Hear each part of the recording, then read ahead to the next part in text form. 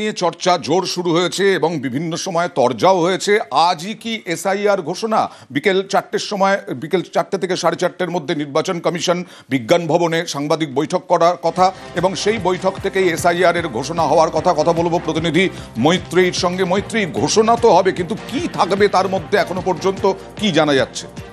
দেখো, এখনো পর্যন্ত আমরা সূত্র মারফত যেটা জানতে পারছি যে পশ্চিমবঙ্গ সহ 10 থেকে 15টি রাজ্যে এই এসআইআর এর ঘোষণা করা হবে এবং 1 নভেম্বর থেকে এসআইআর শুরু করার প্ল্যান রয়েছে। এবং এবারের এসআইআর এর বেশ কিছু নতুন জিনিস করতে চলেছে জাতীয় নির্বাচন কমিশন, যার মধ্যে প্রথম পদক্ষেপ হিসাবে যেটা বিহার এসআইআর এর সময় আমরা দেখেছিলাম যে বিহার এসআইআর শুরু হওয়ার পরে তারপরে ম্যাচিং এর ব্যাপারটা হয়েছিল, কিন্তু এবার এসআইআর শুরু হওয়ার আগেই কিন্তু 2002-এর বা শেষ যখন সেই সংশ্লিষ্ট রাজ্যে এসআইআর হয়েছিল তার সঙ্গে শেষবারের যে এসএসআর এর যে ডেটা সেই দুটোকে ম্যাচিং করানো হয়েছে।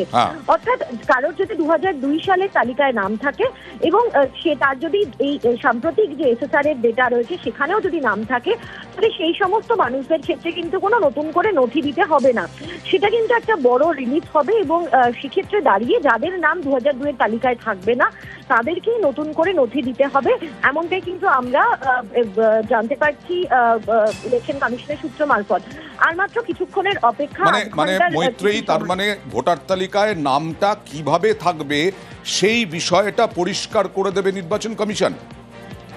দেখো, ভোটার তালিকায় দুটো বিষয়ের কথা উল্লেখ করেছে জাতীয় নির্বাচন কমিশন, যে 2002-এর এসআইআর এর যে তালিকা, অর্থাৎ শেষবার যখন এসআইআর হয়েছিল সেই এসআইআর সেই সময় কাদের কাদের নাম ছিল তালিকায় সেই তালিকাটি দেখা হবে এবং তার একটি ম্যাচিং করা হচ্ছে শেষ যখন এসএসআর হয়েছিল, অর্থাৎ শেষ পশ্চিমবঙ্গে যখন রিভিশন হয়েছিল, রোল রিভিশন হয়েছিল, অর্থাৎ জানুয়ারি মাসে 2025 সালে সেই ভোটার তালিকায় যাদের নাম আছে এই দুটো ভোটার তালিকাকে ম্যাচ করে দেখা হবে।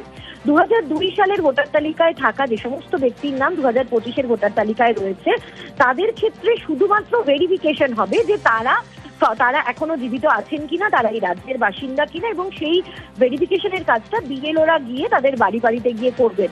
কিন্তু এর বাইরে যে লোকরা রয়েছে যাদের নাম 2002-এর ভোটার তালিকায় ছিল না তাদের ক্ষেত্রে নতুন করে এনুমারেশন ফর্ম জমা দিতে হবে, তাদের ক্ষেত্রে নথি দিতে হবে এবং এক্ষেত্রে আরো বা অন্য কোনো যে বাকি 11টি ডকুমেন্ট রয়েছে সেটাও দিতে হবে আধার কার্ডের সঙ্গে সঙ্গে।